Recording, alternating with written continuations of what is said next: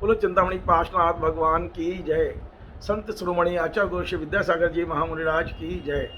जय जिनेन्द्र बंधु, मैं रविंद्र जैन पत्रकार भोपाल आज चौथी बार आपके बीच आया हूँ। मुद्दा वही है कि उत्तर प्रदेश के एटा जिले के अलीगंज के रहने वाले डॉक्टर योगेश जैन ने जिस तरह हमारे संतों और आचार्यों के बारे में बेहद आपत्तिजनक और मनगढ़ंत बातें सोशल मीडिया पर लिखी हैं, यह मुद्दा अब पुलिस और कानून की चौखट तक पहुंच गया है।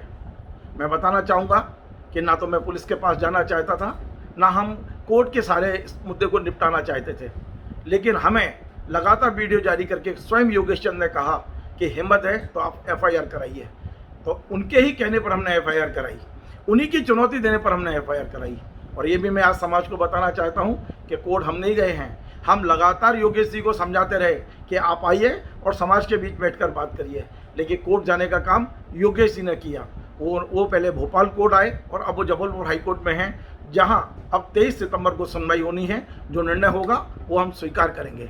लेकिन आज मैं सबसे पहले अपनी तमाम सारी शीर्ष संस्थाओं को बधाई देना चाहता हूं, उनका आभार व्यक्त करना चाहता हूं, जो इस लड़ाई में कंधे से कंधा मिलाकर हमारे साथ आकर खड़ी हुई हैं। हमारे साथ नहीं, अब तो हम ये कहेंगे कि हम उन संस्थाओं के साथ हैं, क्योंकि अब ये लड़ाई एक अकेले एक व्यक्ति की लड़ाई नहीं है, एक संस्था की लड़ाई नहीं है, ये पूरी समाज की लड़ाई बन चुकी है, एक सामाजिक मुद्दा बन चुका है। और इस मुद्दे को बनाने का यदि श्रेय किसी को जाता है तो कहीं ना कहीं पूरे समाज के उन मुनि वक्तों को जाता है जो योगेश चंद की इन तमाम सारी बातों से काफ़ी दुखी थे और बहुत ज़्यादा कहना चाहिए कि बहुत ज़्यादा नाराजगी और आक्रोश भी लोगों के अंदर था। मैं सबसे पहले आभार व्यक्त करता हूं पंडित टोडरमल स्मारक ट्रस्ट जयपुर का, जिन्होंने सबसे पहले पत्र जारी किया और उन्होंने साफ कहा कि योगेश ने जो कुछ लिखा है और योगेश ने जो कुछ कहा है उससे उनका कोई सहमति नहीं है। इस तरह की बातें वो पसंद भी नहीं करते। तो पंडित टोडरमल ट्रस्ट का मैं आभार व्यक्त करता हूँ। मैं आभार व्यक्त करता हूँ भारत वर्षीय दिगंबर जैन तीर्थ क्षेत्र समिति। यह ऐसी समिति है, ऐसी कमेटी है जो हमारी सबसे पुरानी संस्था है, लगभग 125 साल पुरानी संस्था है। और इसने जो पत्र जारी किया है उसमें साफ लिख दिया है कि योगेश चंद ने जो कहा है वो उचित नहीं है, उसकी निंदा करते हैं, योगेश चंद का सामाजिक बहिष्कार करते हैं और आवश्यकता पड़ने पर यह कमेटी योगेश चंद के खिलाफ कानूनी कार्रवाई भी करने को तैयार है। मैं आभार व्यक्त करता हूं भारत वर्षीय दिगंबर जैन धर्म संरक्षणी महासभा, जिसके अध्यक्ष आदरणीय निर्मल जी सेठी हैं। उन्होंने अपने हस्ताक्षर से पत्र जारी किया है, योगेश जी की हर बात की निंदा की है और यह भी कहा है कि इस तरह की बातें समाज बर्दाश्त नहीं करेगा।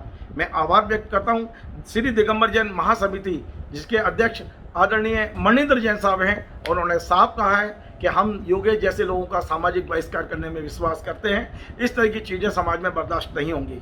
मैं आभार व्यक्त करता हूँ राष्ट्रीय दिगंबर जैन प्रतिनिधि महासभा जयपुर का, जिनके अध्यक्ष आदरणीय राजेंद्र के गोदा जी हैं। उन्होंने भी इसकी निंदा की है और उन्होंने यह भी कहा है कि आवश्यकता पड़ने पर वे योगेश के खिलाफ कानूनी कार्रवाई करेंगे। मैं आभार व्यक्त करता हूं अखिल भारतीय दिगंबर जैन शास्त्रीय परिषद का। उन्होंने भी योगेश की हर बात की निंदा की है और उसकी भर्त्सना करते हुए कहा है कि इस तरह की बातें नहीं होना चाहिए। ये तमाम ऐसे मुद्दे हैं मित्रों, जिसके माध्यम से मुझे लगता है कि योगेश चंद बहाना की समाज एकजुट हो गई है, एकजुट हो गई है आज समाज। कुछ लोग कहते हैं कि इस मुद्दे पर समाज के तोड़ने की चिंता है। मैं ये कहता हूं कि योगेश के मुद्दे पर हम सब एक छत के नीचे आ गए हैं, एक छाते के नीचे आ गए हैं, हम सब एकजुट हो गए हैं और समाज में योगेश जैसे विकृत मानसिकता के लोगों को हम बर्दाश्त नहीं करेंगे। यह बात इन 6 संस्थाओं ने आगे आकर हमारे सामने सिद्ध कर दी है। मैं अब अपनी दूसरे मुद्दे पर आता हूं मित्रों।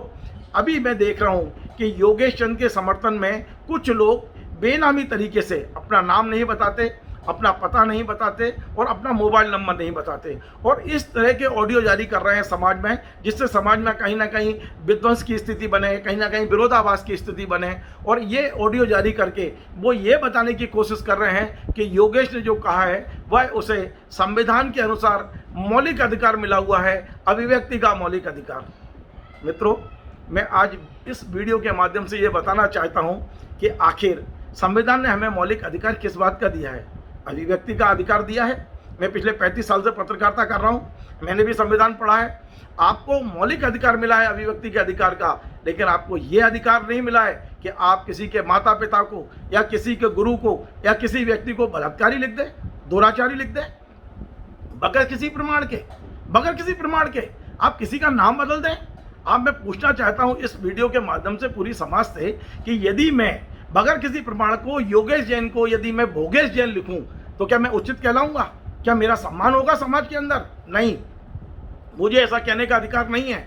संविधान ने मुझे किसी व्यक्ति का नाम बदलने का अधिकार नहीं दिया है, किसी के खिलाफ अनर्गल आरोप लगाने का अधिकार नहीं दिया है, संविधान ने किसी का चरित्र हत्या का अधिकार नहीं दिया है। लेकिन योगेश जी पिछले 2 साल से लगातार हमारे संतों का चरित्रहरण कर रहे हैं, लगातार उनका नाम बदलकर गालियां दे रहे हैं। आपने खुद सोशल मीडिया पर लिखा है कि जितने भी दिगंबर जैन संत हैं सबकी सब दुराचारी हैं, सबकी सब बलात्कारी हैं और इन्होंने एक स्त्री से संतुष्टि ना होने पर कपड़े उतारकर नंगे हुए हैं। क्या ये आपने नहीं लिखा है? क्या ये मौलिक अधिकार है? मैं आज पूरे देश के जैन समाज से पूछना चाहता हूं, जो मुनियों को मानने वाले हों या मुनियों को ना मानने वाले हों, क्या आप इस बात से सहमत हैं कि कोई व्यक्ति आकर जैन संतों को दुराचारी और बलात्कारी बोल दे, और वो भी सबके सबको, और बगैर किसी प्रमाण के, और उसको फिर मौलिक अधिकार की आड़ ली जाए, संविधान और अभिव्यक्ति की आड़ ली जाए?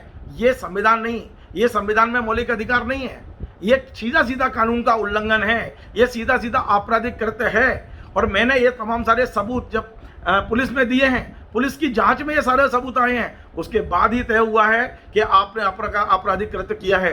उसके बाद ही आपके ऊपर आपराधिक धाराएं भी बढ़ी हैं। पहले जो प्रकरण दर्ज हुआ था वो 505(2) में हुआ था, लेकिन बाद में जब हमने प्रमाण दिए आपके खिलाफ तो उसमें 295(a) भी बढ़ी आपके ऊपर, और अभी IT की तमाम सारी धाराएं बढ़नी है, अभी जाँच चल रही है। मैं बार बार योगेश जी को कहता रहा हूँ, देखिए मेरी समाज तोड़ने की बिल्कुल इच्छा नहीं थी, मैं एक साधर्मी बंधु के खिलाफ बिल्कुल FIR करने के पक्ष में नहीं था। मैं लगातार उनको समझाता रहा कि आप आइए और आकर बैठ के बात करिए, लेकिन आप लगातार कहते हैं हिम्मत है तो आप मेरे खिलाफ FIR करके दिखाइए। और आपने ये भी कहा, ऑडियो जारी करके कहा कि यदि आप मेरे खिलाफ FIR नहीं कराएंगे तो मैं मुनियों के खिलाफ कोर्ट जाऊँगा।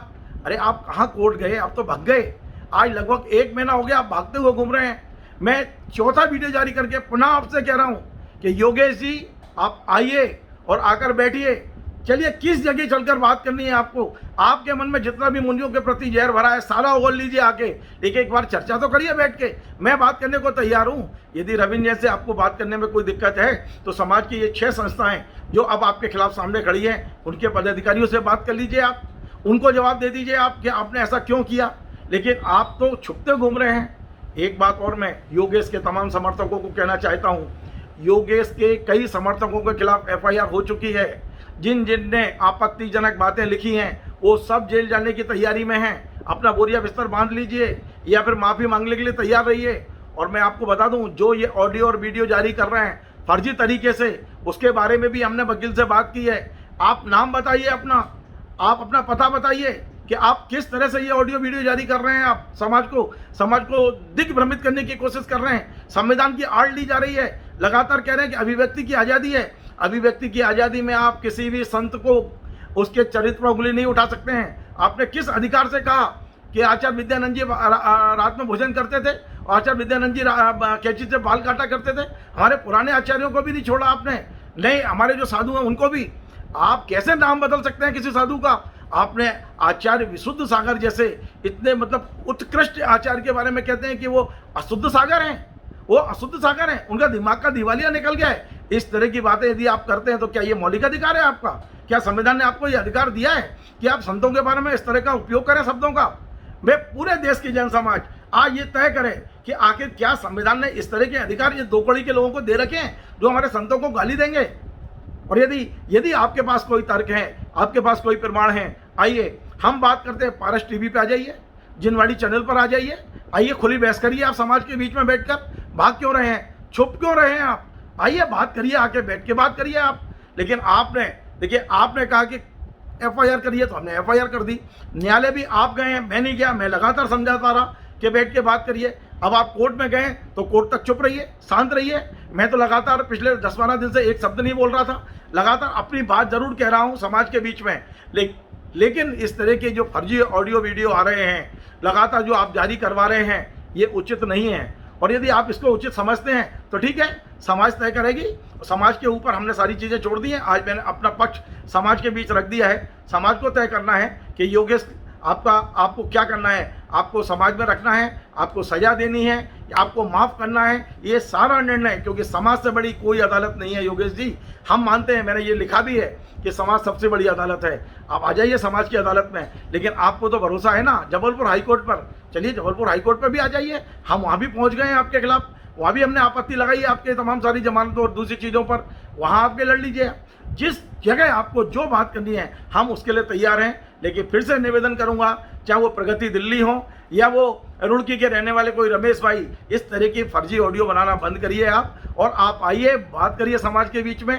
आपके पास कोई सबूत है तो वो आप रखिए, मेरे पास सबूत है मैं रखूंगा, और निर्णय समाज को करने दीजिए। यही कहना चाहूँगा। जय जय हिंद।